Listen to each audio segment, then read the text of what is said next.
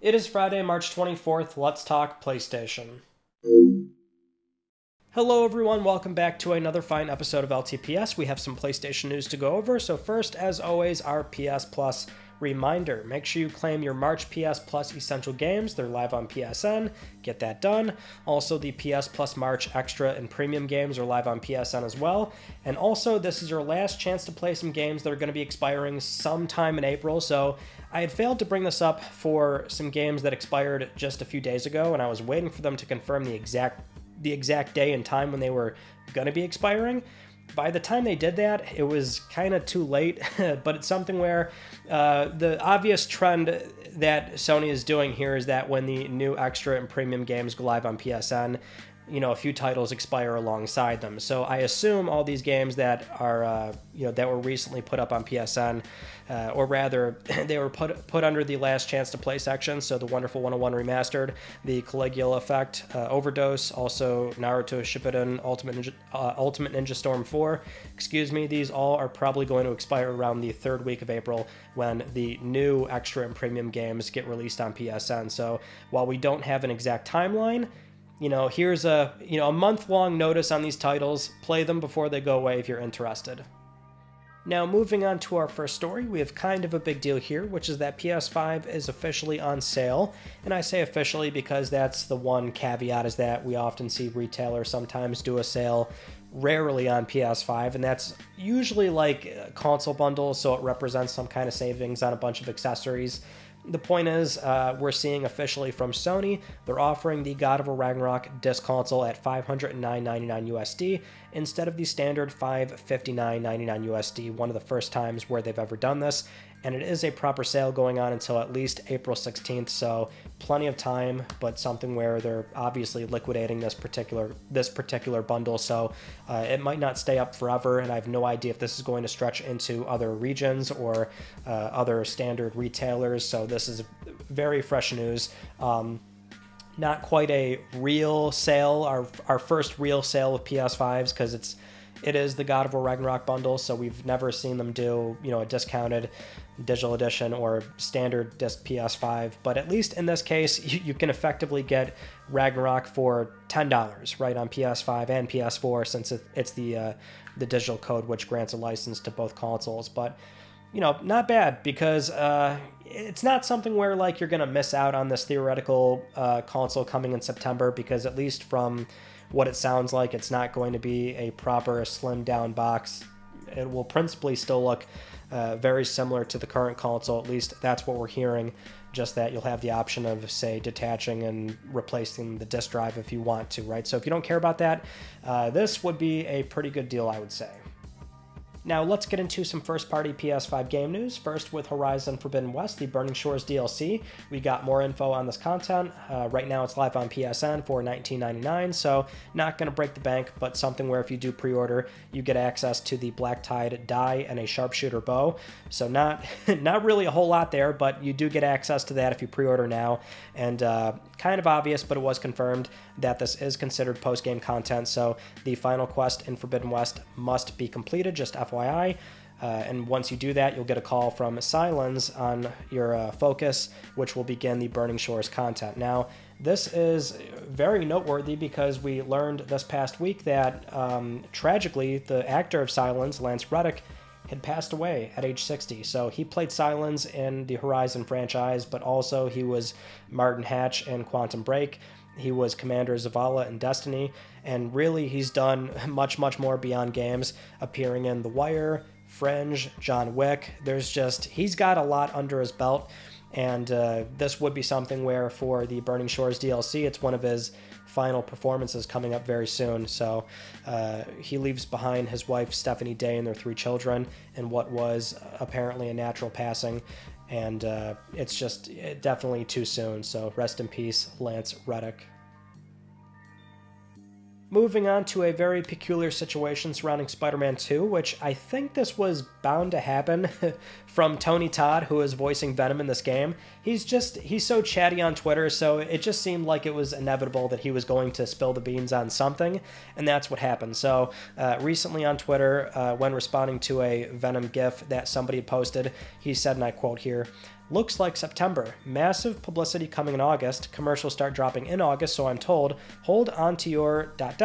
and hold breath. Gonna be necessary. And then it didn't take long, but that tweet was deleted, and we got this one in its place where he says, no more hints about Spider-Man 2. It was all a fever dream. Blame it on jet lag. Who knows? I might not even be Venom.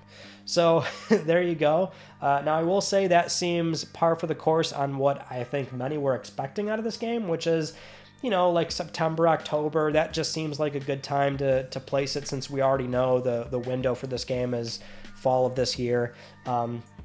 And the marketing cycle also lines up as well. I mean, we just did this with God of War Ragnarok, where it was kind of funny to see that play out, where the game was so close to finally releasing, and you saw a lot of people coming out of the woodwork going, is this game getting delayed? Sony's not doing any marketing, like what's going on? And then all it took was right until the very month preceding it for Sony to kick off a massive marketing campaign and, you know, going crazy. Of course, they're not going to sit idly by and release a big game like that and not say anything and not do anything. So this lines up perfectly for Spider-Man. September seems like a solid month, and so I think that's what we should be expecting.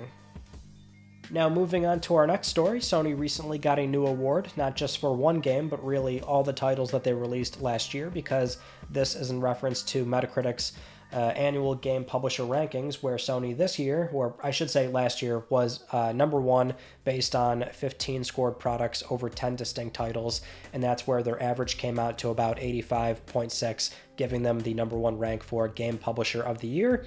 And Metacritic says, and I quote here, in our publisher rankings published 1 year ago, Sony finished just behind Microsoft for the number one slot. This year, Sony had no problem taking the top spot in our rankings, and not just because Microsoft failed to qualify by releasing an atypically low 4 distinct scored titles, falling one title short of our 5-game cutoff. Sony's Nothing But Green Scores 2022 slate may have consisted solely of ports and sequels to pre-existing IP, but it was consistently good, led by the Game of the Year candidate God of War Ragnarok and a PC port of the previous God of War release. Even the publisher's worst 2022 title, MLB The Show 22, still scored a solid 77. But yes, that was the case last year, is that Microsoft was number one, Sony number two, which, you know, that was a good thing at the time, but, you know, that's due to the nature of that conversation. Like, we all know that fed into the Call It a War thing, bunch of arguing back and forth, but, you know, they're right next to each other, you're just splitting hairs at that point. Either way, it's more a matter of, it speaks volumes about Sony's consistent schedule of releases and the quality and polish of those games, right? And trust me, there's a lot that can be said about what they're not doing. There's criticisms that we can bring up, and we often do here on this channel every Friday on LTPS, but there's still no denying that Sony has been a leading games publisher for, you know, so many years now, and the output has just been extremely good, right? There's ports, there's remasters and things like that, right? But, you know, across the board, you're going to find good games coming out of these studios, and that's the important thing. Moving on to the PS5 timed exclusive remake of Silent Hill 2. Recently, during an interview with Bankier.pl, the Bloober team president said the game is technically ready, although he did clarify it's not done, just that they're very, very close, and that the only issue is simply that the release schedule is in the hands of their partners. So the promotion strategy and also when the game will release is not up to them, implying that it's instead with Sony and Konami. Konami, the IP holder, obviously, and Sony, where they're paying for timed exclusivity and marketing. So, more speculation on my part, but it seems kind of straightforward that for what this game is, and if it's, you know, it sounds like it might release by the end of this year. So where would you put out a new trailer and confirm the release date? Probably during a PlayStation themed live stream of some kind. So perhaps we will find out what that is, perhaps around June, maybe before June, but I think we'll find out soon enough. For our next story, I think this one was bound to happen eventually. It was more a matter of what it would look like, and that's Sony and NFTs. So what we have here is this in the form of a patent, which was filed by SIE, so not the Sony group, but this was filed back in September 2021, recently published March 16th of this year. It's called NFT Framework for Transferring and Using Digital Assets Between Game Platforms. Now, as sort of an industry roundup on NFTs, we've seen Ubisoft and Konami already actively ship NFT products. Square and Sega have openly expressed interest. Phil Spencer a few years ago initially said that it can feel exploitative, but he wasn't outright against it. And then more recently, Microsoft has commented on them, saying that they're looking into it, but nothing to announce. And also, Nintendo has shown interest in the idea of the metaverse, and also the Pokemon Company International recently had a job opening for NFT Web3 type stuff. So the entire industry is looking at this. They're either actively pursuing it, experimenting, already releasing products, but it's not like the entire industry is doing something and Sony isn't. That would be a bit naive to suggest. So it's always a matter of what will they end up doing with it. Do they have a big plan in the back end for, in 2-3 years shipping out a huge Web3 NFT rollout?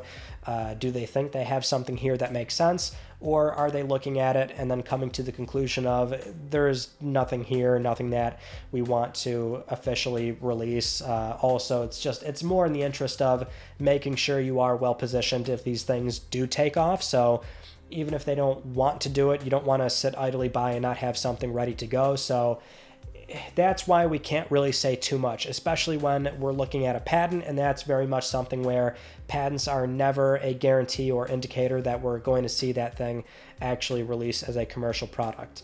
So, we haven't touched on NFTs too much on the channel over the years, but it is something where I see very little utility in it right now. I mean, I'll certainly stand by and wait for something, but I'm highly skeptical. It's just that's the big problem, is that everything we've seen so far is not really in the interest of consumers or players. I mean, I remember a long time ago when blockchain was still a relatively new thing, and the proposed idea was buying and selling digital goods. And in the context of games, you think, oh, okay, so like GameStop, you can sell something, get a little money back, buy a new game. But the problem that we saw in modern times is that there's artificial limits placed on what are digital goods that can, in theory, be an unlimited resource. So, that's why they are so silly in practice and oftentimes are not beneficial at all to customers. But the thing is, I mean, if it was in the other direction, right? So it was something where you buy a game on PSN, it's unlimited. It mints a new version of that game that's for you. It follows you across platforms. You can sell it to a friend, get some money back, and it would always be something where you would be paid less because there's no way you can sell it for more. You can just, again, buy it on a storefront and it will mint a new copy of that game.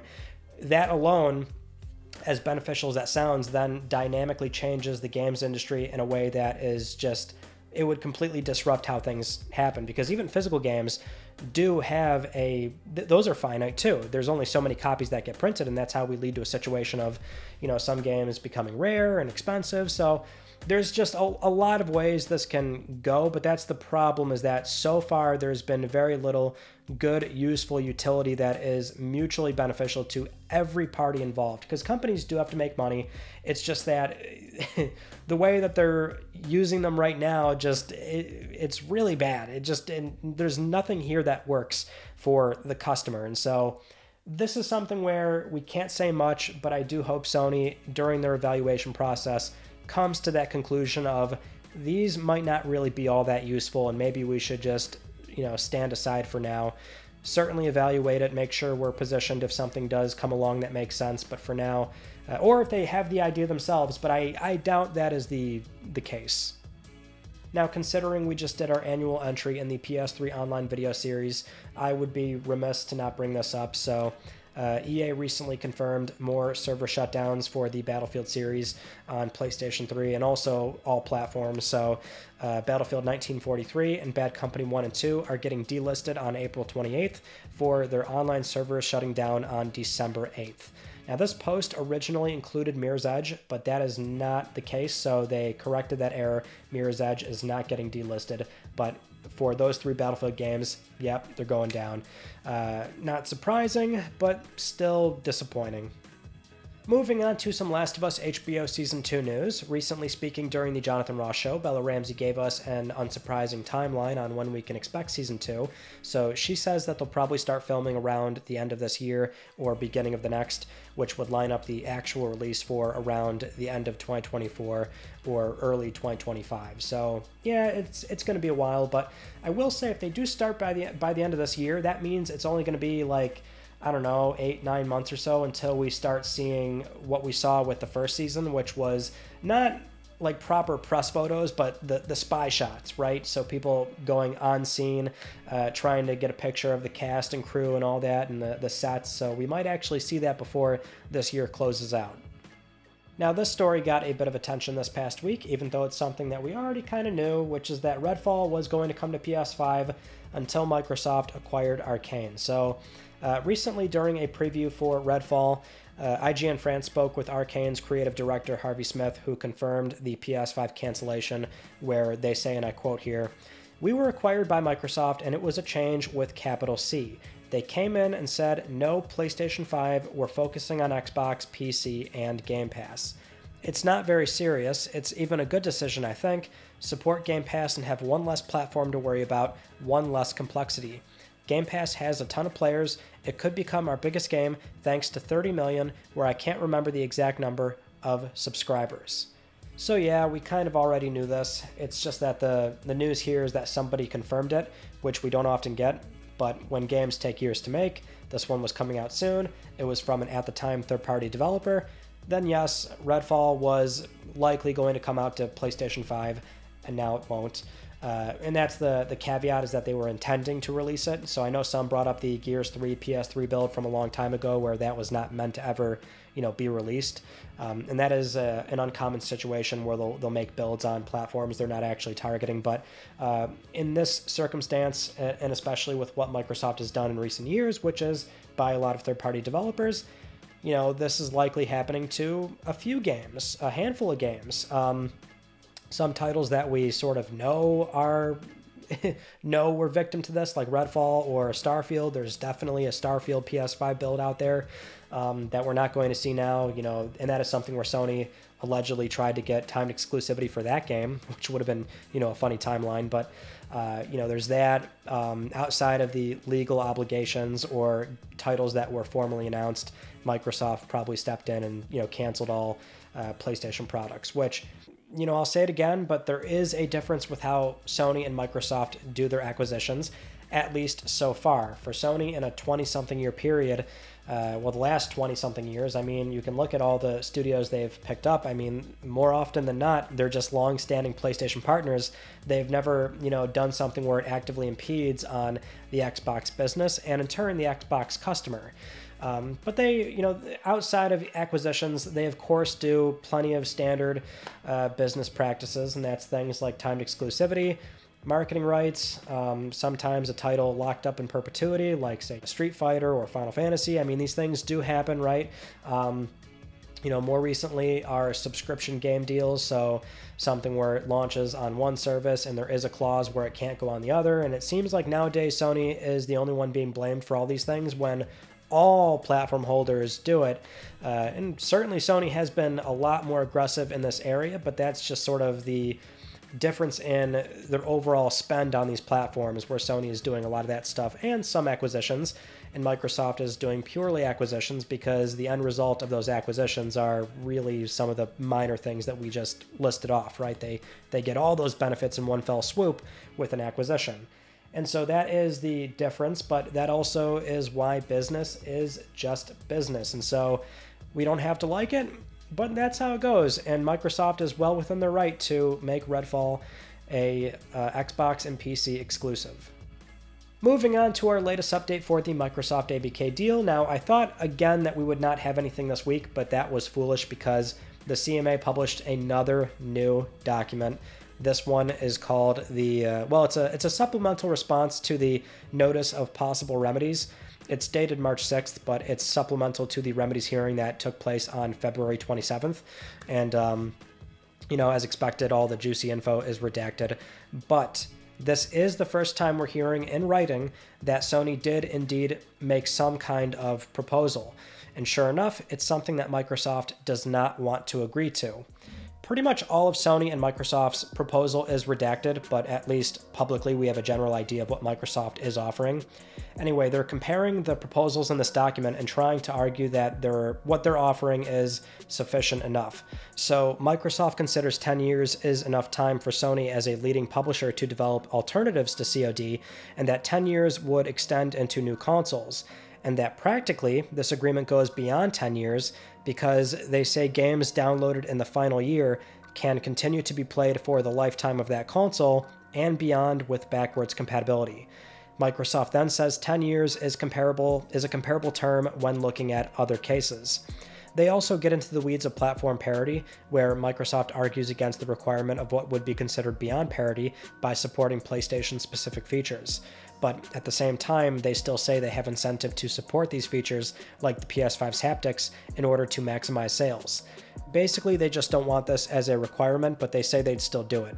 And then there's a few more pages relating to COD on PS Plus, how confidential information would be handled, and what Activision Blizzard properties would be included in the remedy, but this was all redacted.